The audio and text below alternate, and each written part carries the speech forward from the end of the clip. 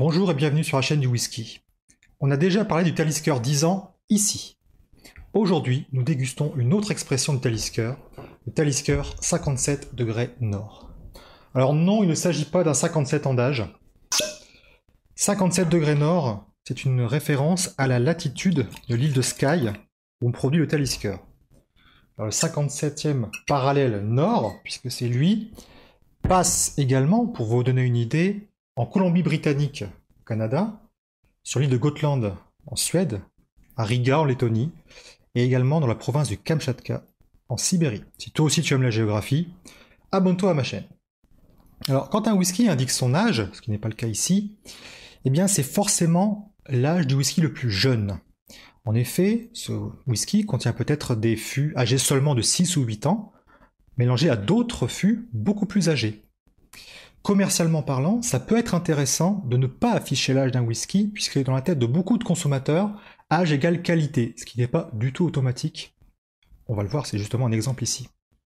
Alors, 57 degrés d'alcool, eh bien oui, c'est bien le titre de cette boisson. On s'attend à voir sur l'étiquette la mention cask strength, c'est-à-dire brut de fût, ce qui indiquerait que le whisky n'a pas été réduit avec de l'eau après la sortie du fût. Eh bien, en fait, on trouve la mention special strength, ce qui veut dire qu'on a rajouté quand même un tout petit peu d'eau pour adapter le niveau d'alcool à la valeur requise, à savoir 57 degrés. C'était ce qui était recherché, c'était ce qui était voulu. Ça aurait été un sacré coup de bol quand même que le whisky sorte à 57 degrés, donc j'aime cette honnêteté dans l'affichage special strength. Alors, au niveau du produit, assez impressionnant de tourbe, hein, digne des plus grands whisky d'Islay.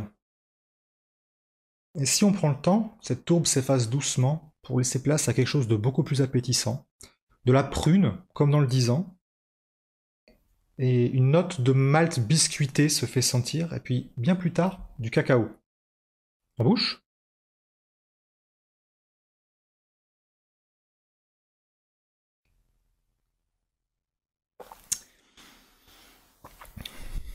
Attaque fruitée très franche.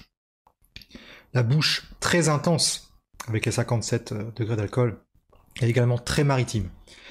Pour la finale, la signature poivrée du Talisker est assez discrète.